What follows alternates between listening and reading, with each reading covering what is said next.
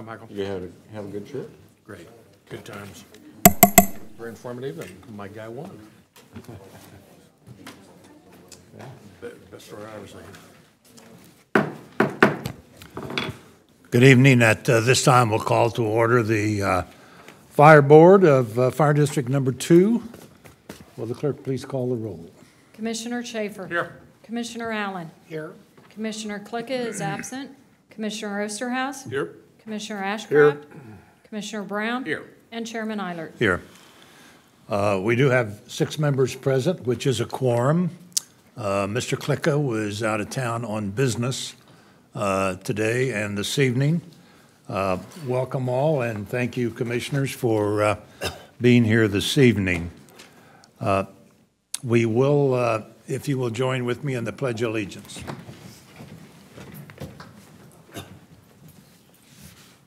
I pledge allegiance to the flag of the United States of America and to the republic for which it stands, one nation under God, indivisible, with liberty and justice for all.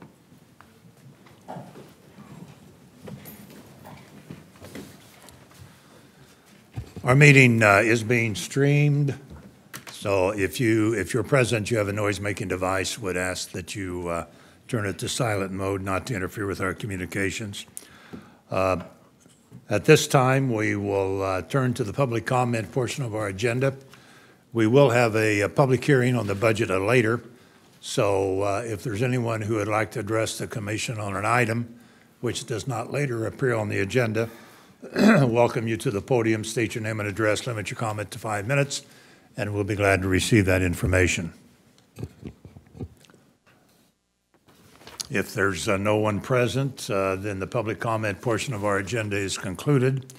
I do have one note for the record. In agreement between Fire District Number 2 of Johnson County and the Miami County Board of County Commissioners for emergency medical services and ambulance services commencing January 1, 2019 and ending December 31, 2021 has been signed. Mr. Chairman? Yes. Excuse me. I was going to ask if it might be possible to visit with the chief. I had a few questions about this. I have no objections, but at some point, or Mr. Thompson. Well, that's fine. The subject is before us, so go right ahead. Well, we can do it offline. They're kind of trying to educate me a little bit. Okay. Thank you. We'll schedule that with you, Commissioner. Thank you. All right, moving to the action agenda, item number 1. The clerk will please read. Resolution number 2018-02. Conduct a public hearing and consider approving the fiscal year 2019 budget as proposed and authorizing a levy of property taxes in support of the budget for Johnson County Fire District Number 2 for FY 2019, funded by property tax revenue exceeding that of FY 2018, adjusted by the 2017 Consumer Price Index for all urban consumers, subject to all public disclosure requirements and final approval by the Board of County Commissioners. Tom. Tom Dugan with the Budget Office. The Fire District's 2019 budget was prepared by Chief Francis and CPA John Martin. It was reviewed by the Budget Office and by the County Manager's Office. The budget summary and the notice of hearing were both published as required on July 7th. Their budget, the Fire District is proposing a generally flat mill. It's reducing just slightly from 18.277 to 18.274. Budget expenditures after reserves, transfers, increase from $5,832,511 to $6,124,291. That's an increase of over $291,000, and it is right at a 5% increase. Part of that increase is due to an increase in merit and cost of living of 4%. Across the board, other than the chief, there's no increase there. That increase is, they don't do a set increase annually. That increase has been anywhere from around 2% to 4% over the last 5 years. They did check into comparisons for the other fire districts, Northwest Consolidated Fire District Number 1, Overland Park, and this put them above one and below the other pretty much across the board. They are generally lean in terms of budget. They have around 87% of their budget. Their operating budget is going towards personnel. And other than that, I could stand for any questions that the board might have. Are there any capital expenditures significant in this upcoming budget? Nothing out of the ordinary. The chief could correct me if I'm stating anything, but there does not to be any debt concerns at all. Chief, you want to make any comments in regards to the budget? Yes, I do believe on the CIP for 2019. Chief, move the microphone up a little bit. Sorry about that. I do know that we have an ambulance purchase, but I believe that was in the spring of 2020, so it shouldn't be reflected on that CIP. The other expenditures listed on there, replacement of staff vehicles, I believe. Okay. Other questions? Mr. Ashcraft. Thank you, Mr. Chairman. A few questions.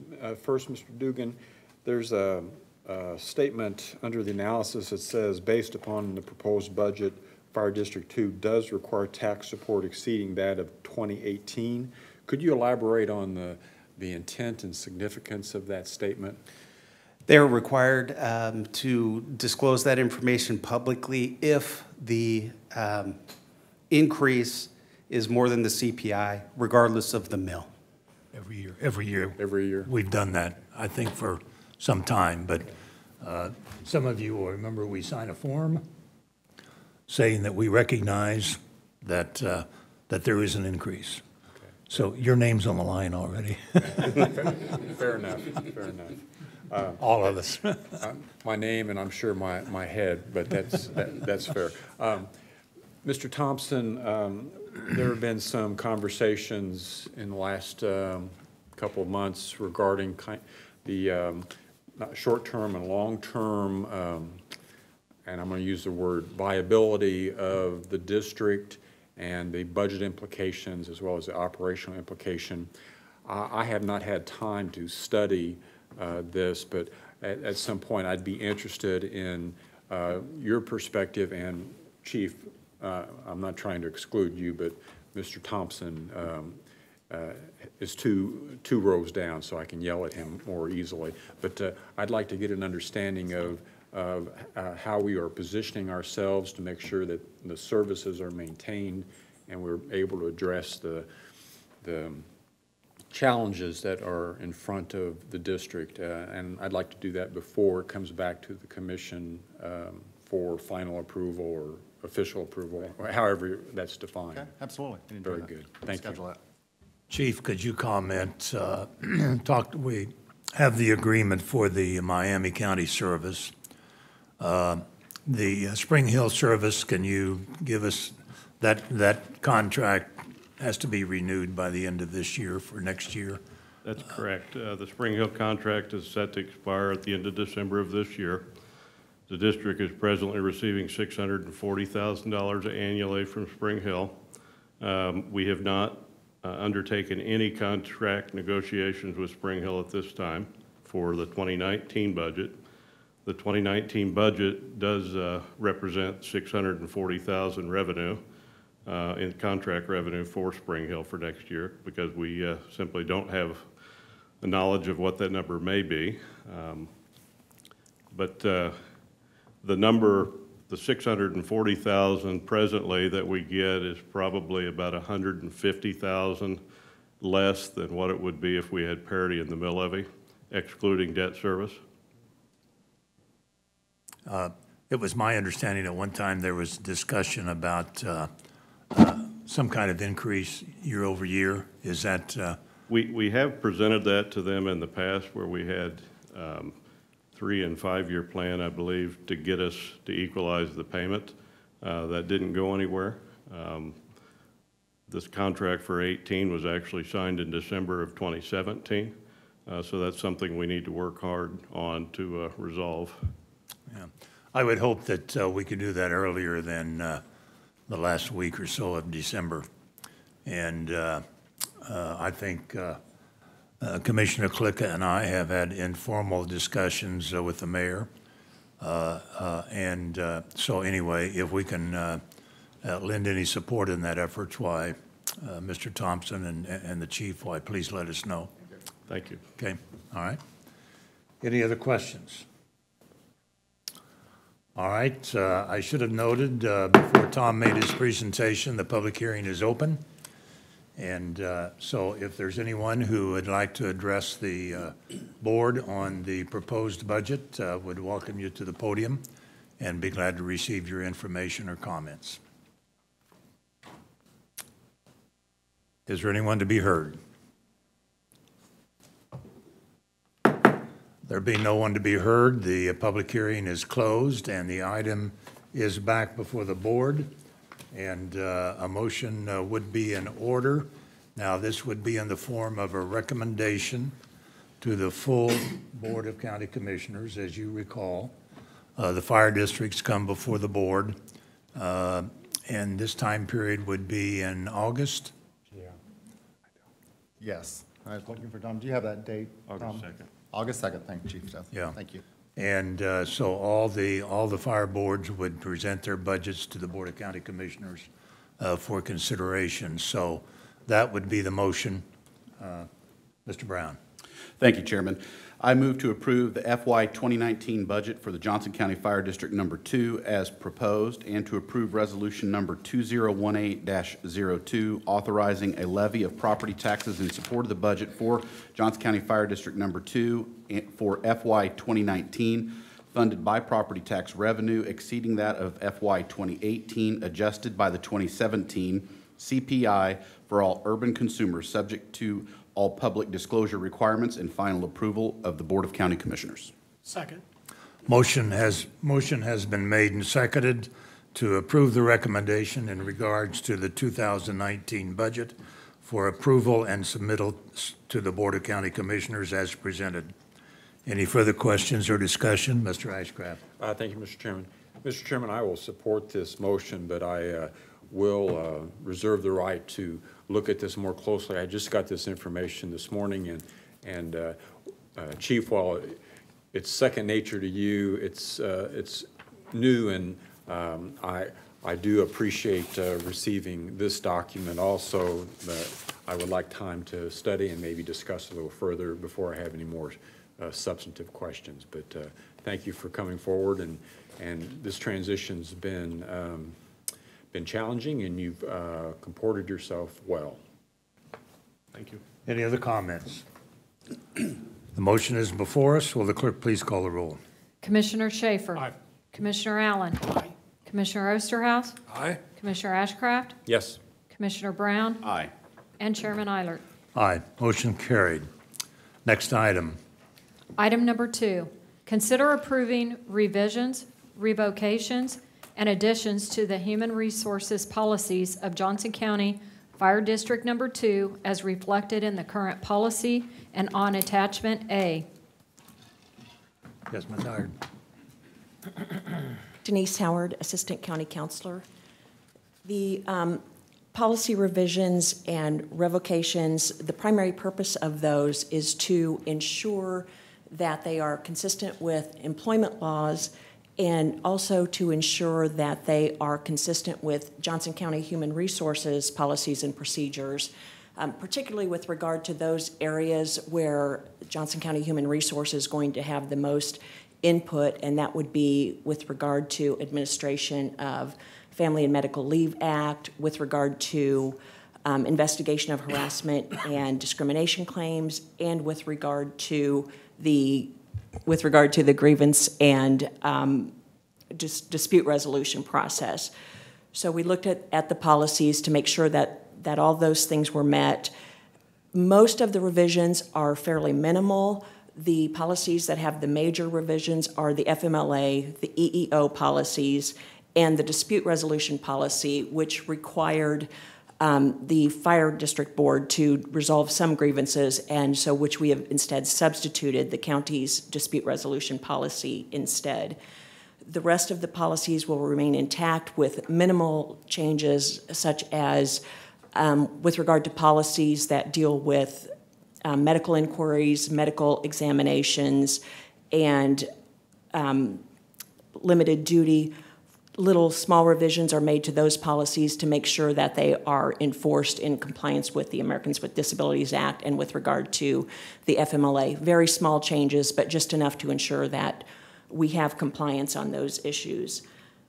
I'm not sure how much detail you want me to get into, so I'll forgo going into detail now and just stand for questions if you have Let me any. ask you one question. The issue involving the ethics applicable to employees, that's included in this recommendation, right? It is, Chairman, and I forgot to mention that. Okay, all right. Other questions?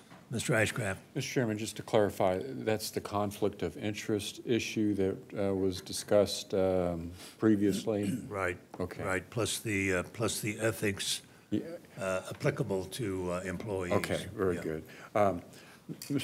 Ms. Howard or Mr. Thompson, who has reviewed these changes? Chief, have you reviewed these changes? You're comfortable with these changes? Mr. Thompson, have you done so also? And when was the last update to this document?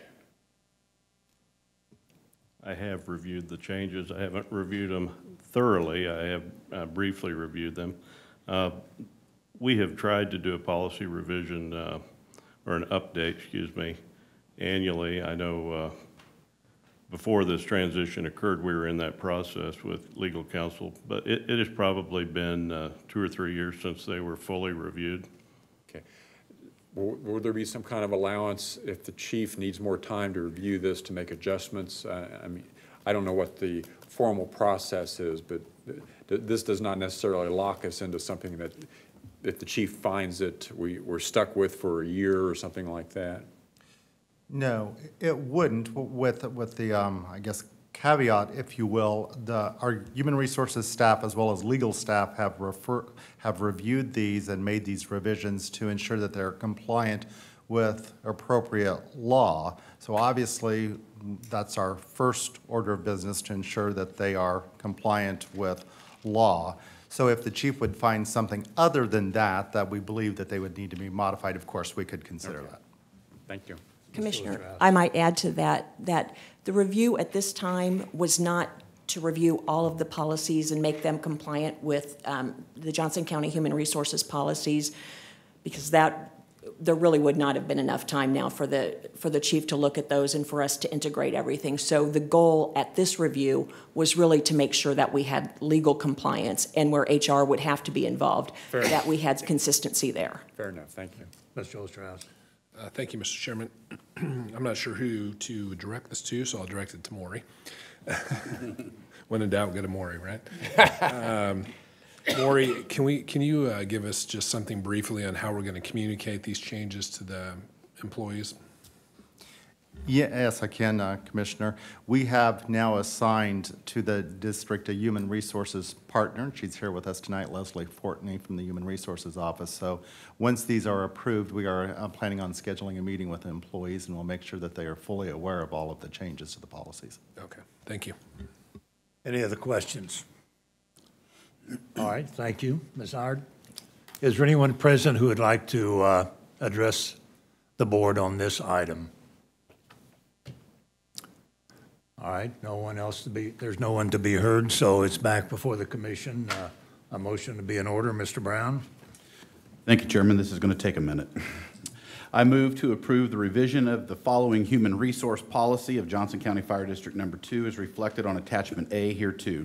Section 1.2, Employment Relationships, Section 2.1, Non-Discrimination, Section 2.13, Corrective Disciplinary Action, Section 2.14, Employment Termination, Section 2.21, Member Requiring Medical Attention, Section 2.22, Limited Duty, Section 3.3, Harassment, Section 5.7, Approved Leave of Absence, Section 7.8, Physical/mental ability requirements, Section 8.1, Grievance Resolution, Section 8.6, Workers' Compensation, Section 8.11, disciplinary action, the revocation of the following human resource policies of the Johnson County Fire District Number 2, Section 5.13, maternity/paternity leave, Section 8.3, discriminatory workplace harassment, Section 8.4, equal opportunity employment, and the addition of Section 3.9, Code of Ethics, as reflected on Attachment A hereto. Motion has been made and seconded. Are there any questions about any element of the motion? All right, there being none, the clerk, please call the roll. Commissioner Schaefer. Aye. Commissioner Allen. Aye. Commissioner Osterhouse. Aye. Commissioner Ashcraft. Yes. Commissioner Brown. Aye. And Chairman Eilert. Aye, motion carried. Item number 3.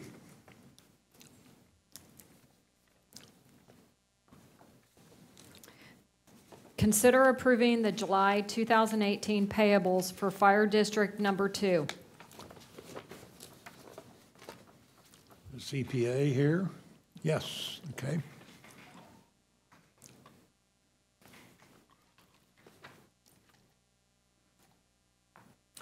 Good evening, John Martin, District CPA. So you'd have before you the normal monthly accounts payable checks. I don't believe there's anything out of the ordinary, unusual in those for the month. The standard operating expenses for the district are reflected in those, so I don't think there's anything out of the ordinary or out of our normal operations for this month. All right. Questions? Mr. Ashcraft? Thank you, Mr. Chairman. Mr. Martin, welcome. Yes, thank you. Help me understand, is your role in the reviewing of payables more along the lines of a CFO to verify the accuracy and completeness of the records? Is that your intent in this process? What I will do is the district staff will input those, and then I will review the financial statements as prepared on their financial statements, review the detail, ask any questions that I may have about coding or allocation of any funds, and then prepare the monthly letter, answer questions for the chief regarding accounting and budgetary items. Okay. And what role do you anticipate the Board of County Commissioners having in terms of looking at this detail? I mean, it's a fair amount of detail. It is a fair amount of detail, and I think that past would be just the county commissioners to look at our, financial statements, a letter that I would write, and then I know you have the duty and the ability to sign the monthly payable checks, which you would have to do those as well and be involved in that process. Yeah, very good. Well, Mr. Chairman, I don't know what the future will hold, but I'm just wondering if as the fire district becomes a department, if we may not review these financial management practices and maybe bring them more in line to with what we do for other departments. And that's no reflection on Mr. Martin and his ability, but this kind of detail, I am a little bit, I have some reservations about what it is we're approving and what that ramification is kind of long-term. So Mr. Thompson is giving me nods and eyeballs. Yeah, before he nods too much, let me say this. Let's not get too far ahead of our skis on this. But the chief will be reporting or having conversations with Mr. Thompson on a weekly basis, reporting thereof. And so as we come to these monthly deliberations, I think there will be more opportunity to receive clarification, information, or whatever is required by the board members. Mr. Thompson, am I misstating? No, you are not, Chairman. You are not misstating. And my comment was going to be simply, we are reviewing those processes now to try to determine what best makes sense for the district and for this body. I am confident that there's a process that can streamline this a bit more, but we haven't made decisions on what that might look like. And that's fair. I mean, we're in transition, and it's just these kind of payables harkens back to a different style of management for county commission management of operations, and there may be opportunities. So I think we all understand that, so. Okay. Okay. Other questions? Is there anyone present who would like to address the board on this item? No one to be heard is back before the board. Do I hear a motion? Do we have a motion? We do not. Mr. Brown? Thank you, Chairman. I move to approve the payables for July 2018 as shown in the check register from June 30th through July 17th, 2018. Motion has been made and seconded to approve the payables as noted. Any further questions or discussion? Clerk, please call the roll. Commissioner Schaefer. Aye. Commissioner Allen. Aye. Commissioner Osterhaus. Aye. Commissioner Ashcraft. Yes. Commissioner Brown. Aye. And Chairman Eilert. Aye. Motion carried. Are there any other items on the action agenda? No, sir. All right, we'll move to reports and communications. And we have an exciting report on the audit. Mr. Thompson, any comments you'd like to make before? No, actually, I don't, Chairman, other than to say Butch Beeman is here to present the audit to you this evening. Okay. Mr. Beeman, welcome. Well, thank you, Chairman, and good evening to the commissioners. My name is Butch Beeman. I'm a partner with Trout Beeman and Company. Our firm is the independent certified public accounting firm for the fire district. With me this evening is Brandon Carlson, CPA. He is audit manager and was in charge of field work on this audit. He's going to walk you through the presentation, and we try to do these pretty informally, so whatever might be your style, Mr. Chairman, we'll defer to that, but you know, if they want to raise a hand and ask something then, or if we need to wait to the end of the report. Okay, we'll wait that's to fine. the end of the report, Okay. and then we'll ask for the questions. Thank We you. can handle that. So, Brandon, if you would, please. All right. So we're going to start with the bound report. Hope you all have that in front of you. Page 1 of the report, this is the auditor's report. Page 1 basically emphasizes that this is the district's responsibility for the financial statements. What our responsibility is to render an opinion, which is on the second page. So the second page, we have 2 opinions. The first opinion is an adverse opinion. This is due to the financial statements be prepared on the regulatory basis, which is KMAG. So every year, the district approves a gap waiver in order to prepare their financial statements in accordance with KMAG. The second opinion is an unmodified opinion, which means there is no changes to the opinion. It's called a clean opinion on the KMAG financial statements reported under the regulatory basis. Page 3 is the summary of receipts, expenditures, and unencumbered cash. We can see the general fund is higher than last year, and the equipment reserve fund is lower than last year. Overall, across all funds, cash is up around $100,000. Pages 4 through 12 are the footnotes to the financial statements. The purpose of the notes is to provide additional information and detail that the user might want to know about. Note 4, compensating absences. That is on page 8 of the report. You can see second paragraph to the bottom, last sentence. $220,000 is currently the compensated absence balance as of 12/31/17. This is not shown on the face of the financials because it's a regulatory basis. This is just for note disclosure. Page 5, or excuse me, note 5, the following page shows the debt of the district. This is also not shown on the face of the financials, but disclosed in the notes. You can see there's approximately $3.3 million that the district has of outstanding debt. And finally, note 8, page 12, we evaluate things that have happened after 12/31/17. Few issues here, or a few things that have happened. The district switched from KPERS to KP&F for their retirement, effective 1/1/18. And then, of course, the governing board has been disbanded. So that's also disclosed. Page 14 shows receipts and expenditures for the general fund when comparing to the budget. There was a budgeted 11,597 excess revenues over expenditures. Actual results were 270,000 revenue over expenditures. This was primarily due to payroll and benefits, which was less than budget by 122,000, and transfers, which was less than budget by $72,500. I will next move on to the stapled report that we provided, titled Communication with Those Charged with Governance.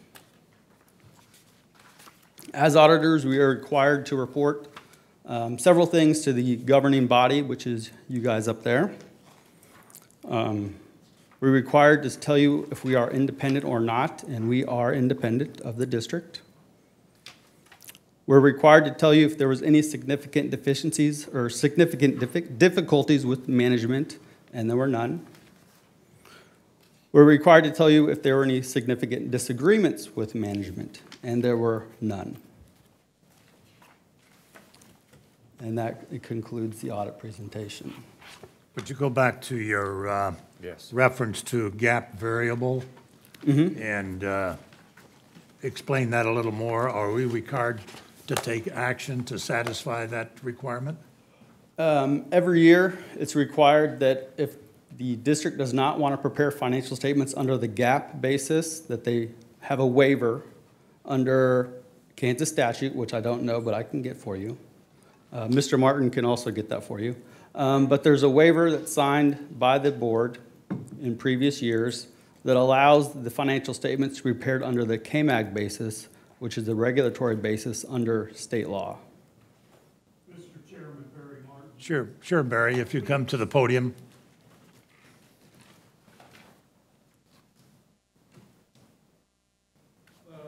Every year, the board would pass a resolution at the January board meeting regarding this matter, noting that we would not be using GAAP for preparation of financial statements. And explain to me the benefits or downside of this process, or one of the benefits is if we use GAAP, we'd have to be on an accrual basis, which our accounting system does not provide for, and it would also substantially increase the cost of the audit. The state does not require an accrual basis. We can use a cash basis for financial reporting purposes, and every year we pass a resolution to do that. And historically, this has been the practice? Yes. As long as I can remember, we've done that. Okay. All right. Thank you. Other questions, Mr. Allen? I'm going to maybe direct it to the chief. On page 3 of the audit, it says unallocated for ambulances, $650,000. And then when I go to page 15, it has, again, unallocated ambulance expense, $650,000. Is that something you've ordered and anticipate the expense, but it won't be incurred until, I thought I heard in 2019 there was in a budget for an ambulance?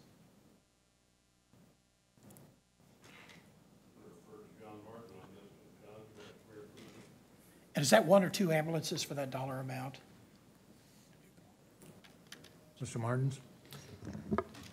Yes, John, that. do you recall what that was specifically? Yes, that $650,000, we have a general fund and an ambulance fund. And so the ambulance fund brings the money in to the district through their levy, contracts, ambulance fees, and that money is simply, that is showing the transfer of that expense over to offset the general fund expenses. So it's called unallocated because we don't go down the line and say how much is for salary, how much is for each of those items. So that's separate from the capital of the ambulance purchases. When you look at our overall mill levy, you'll see that we have the general levy, the ambulance levy, and then debt service, and that's how that's broken down. But it's all included in the general mill levy? Yes, all of the. Yeah. Okay. Mr. Ostrowski, did you have a question? I did not, no. All right, Mr. Ashcraft? Thank you, Mr. Chairman. Mr. Chairman, I just wanted to thank you for your question. I think it was appropriate, and I would just offer the perspective that as we go forward, there may be discussions about the audit responsibilities and what best serves the needs of the county and the fire department. I'm not making judgment, but I think it is worth a conversation as you continue. That is on the list, Commissioner. Mr. Schaefer? A quick question. On 14, operating transfers, 72,500. Could you explain to me what that exactly means and how that arrives there on the budget?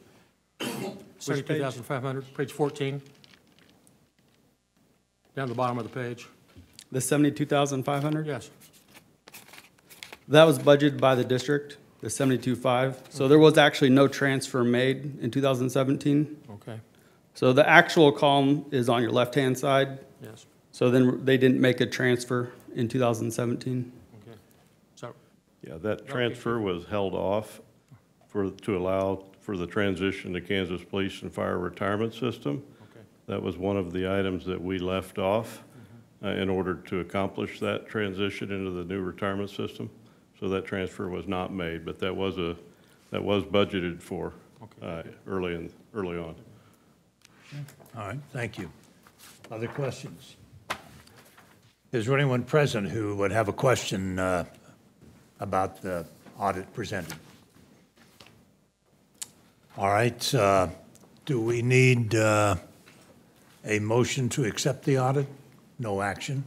I don't believe you do, Chairman. Okay, all right, thank you very much. Thank you. Next report, I believe falls on your shoulders, Chief. Well, thank you, Mr. Chairman. I would like to start on my report by simply saying thank you. I don't need to elaborate any more than that, but thank you. I would like to get into the performance measures. Everybody should have a copy of that.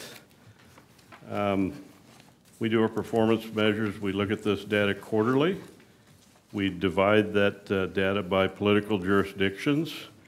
I'll start off with the Spring Hill quarterly data first. Our Spring Hill data illustrates the first 2 quarters that we're doing about 70% EMS-related calls and about 30% fire-related calls.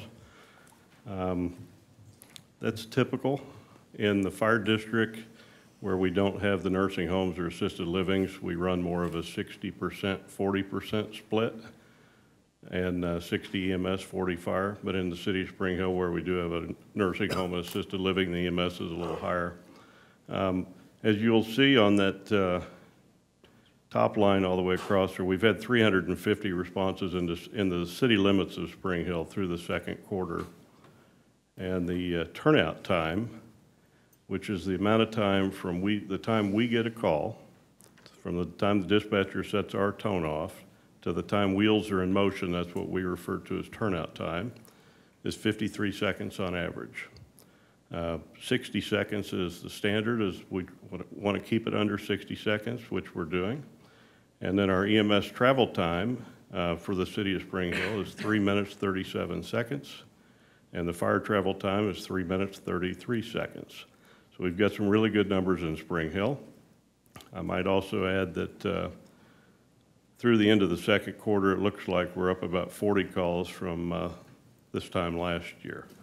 So we are picking up calls in Spring Hill. Of course, there's a lot of growth occurring in Spring Hill. So any questions about the Spring Hill data? We also look at the patient transport records as well as the fire department training records, both EMS and fire training, so that's all on there. Next, I'll go to the Overland Park Fire Contract area, where this geographic area, the Overland Park area that we run about, I think it's about 10 square miles that they annexed in 2008, I believe. We run that by contract. We're about 65-35, 65% EMS and 35% fire responses. Our turnout time's about the same, 53 seconds. Our average EMS response is 5 minutes, 46 seconds, and the fire travel is 5 minutes, 23. And then listed below that are the number of transports we've had out of that geographic area, and then the same training records beyond that. Chief, Yes. with the percentages, what are the numbers versus Spring Hill numbers that do you have that data? I'm not. In other words, fire runs, EMS calls. You had a percentage, but was it? Yeah, the number was of it calls 300 is in on there. Spring Hill and Let me get 50 back to that form. in the contract district, or? We look at the calls, I think you have that spreadsheet as well, our all-call spreadsheet. We look at the calls to see what we have in the contract area and what we have in the fire district attached area of Spring Hill.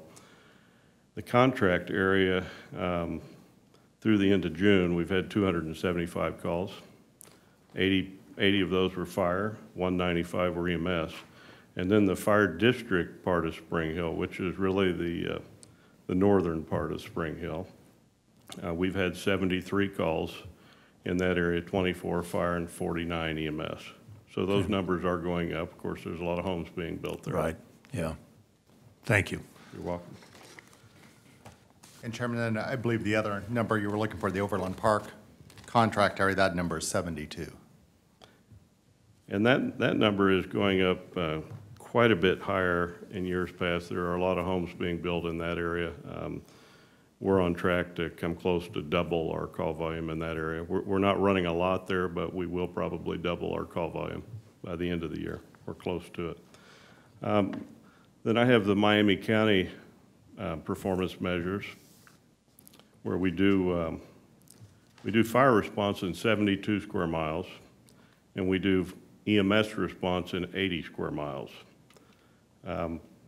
They have about a 38% fire, 62% EMS, for a total of 221 calls is what I'm showing, into that contract area. We also have an arrangement, given our proximity to the southern end of Johnson County and northern Miami County, when they're out of ambulances, we're on deck to run the rest of the county. I think we've done that 25 or 30 times last year. Maybe not quite that high, but so that is something that we've done historically for a long time for Miami County. But do they do the same? Is that reciprocal? There's not been an occasion where Miami County, to the best of my knowledge, unless they're passing by an accident, where they're running a Johnson County call. Okay. But their resources are considerably out of pocket, if you will, to run calls into Johnson County. They have 3 ambulances 24/7 in Miami County, 2 of which are stationed between Paola and Osawatomie, and 1 in Lewisburg. Okay. The turnout time for the calls in Miami County is right at a minute. Now, the travel time is 8 minutes and 18 seconds for EMS and 8:45 for fire. Now, let me talk about that for a minute. There are lengthy travel times down there. There aren't fire stations or EMS stations in the 80 square miles we serve. We're it. They don't have any assets down there, but we're the closest assets that those people have. Approximately 75% of the geographic territory that we serve in our 72 square mile fire response area is an ISO Class 10. Now, Commissioner Allen would be familiar with that, but that's the highest insurance rate one is going to pay. And there's 2 things that control that, is the mileage from the closest fire station, and whether there's a fire hydrant or not, typically. And if the property is further than 5 miles from the closest fire station and there's no water, then it's going to be an ISO Class 10 insurance rating. And unfortunately, 75% of the people we serve pay that highest premium because they don't have a fire station. So the response times into this area are going to be a little longer. So, when you look at all zones, all of our zones combined, we're running about 39% fire response, 61% EMS. Now, as you come into the urban core in Johnson County, that number is closer to 80% EMS, 20% fire. But down on the fringe area where we serve, the fire response is a little higher. Our overall turnout time for all calls, all geographic areas, 56 seconds. Average EMS response, 5 minutes and 3 seconds. Average fire response, 5 minutes, 25 seconds. So I would be happy to answer any questions anyone may have. Just kind of a general question. The agreements between all the fire districts, let's say with District Number 1, which is your neighbor to the west, do you have any idea the number of runs you make there and vice versa? We do have automatic gate agreements set up where we routinely go to Fire District 1 in the Gardner area and even Edgerton area on structure fires automatically. So we do go there a lot. We do track that data to find out. We don't, some in the county may track it closer than others on whether it's fair. One may go to the other one more than the other. I have no doubt that we go to Gardner simply because of the size of Gardner much more frequently than they come into our district. But we also have a relationship on brush fires where we send closest resources, and District 1 also goes into Miami County calls with us, not only on structure fires, but on brush fires or Code 1 type medical calls where they're closer. And they are closer to a lot of our calls, especially straight south of Gardner into Miami County. Okay, thank you. Other questions? Mr. Ashcraft. Mr. Chairman, I was just going to ask, I'd be interested in visiting with you as we talk about some of these other issues, because some of these, what you just said, Chief, is related to the agreement you signed with Miami. We call it Miami up here, right? It's Miami in Oklahoma, excuse me. So if we could, I would appreciate that. Okay. Thank you. Any other questions? Okay, that concludes our reports. Mr. Thompson, any items you would like to mention or discuss? No other items, Chairman. I would just note and appreciate the comments. Tonight's been made multiple times. We still are in a position of transition here. Many questions left unanswered. I believe you're going to make some comment about meetings, which is one of those things that are under discussion right now. So I just thank you for your flexibility with us as we continue to work together with the district to figure out what makes sense for the district and this body going further. As I mentioned earlier, the chief and Mr. Thompson will be in communication on a weekly basis, any matters that affect the fire district. And if there are issues that need to be reported to the full commission at our Thursday meeting, that will be up to Mr. Thompson and the chief to make that decision. Next month's meeting, and again, we've had some preliminary discussions about this. I think it's, tonight we had the public hearing on the budget, but the other meetings may be more routine. And I would suggest commissioners think about meeting at the fire station. They're on Metcalf. Is that where you normally have your meetings, Chief? Correct. And that we do that, schedule that meeting next month at the fire station. And then we'll have further discussions about a process from that time forward. One of the possibilities would be to have the fire chief report directly to the board on a set Thursday, and any action that would be required of the fire board could occur at that time.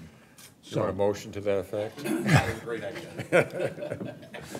No, we need to get out and Fair enough. and Fair enough. walk around the station. Let me put it that way. If you haven't been there, so that will be our next meeting. We'll be at the station, and that will be on the regular meeting night, Chief. So we'll be prepared for that. Any other questions, comments? What would that date be? Excuse me. Do we have a date yet? Or do the regular meeting night? We'll check calendars. Yeah, please. Just so you know, tonight's my 41st wedding anniversary, so Chief, anytime, any place for you, I'm glad to do it. Thank you. August 21st, it would be the next meeting night. August 21st? Yes. Okay, so noted on the calendar. and we'll be at your house, so. Okay. Any other items? Yes, question?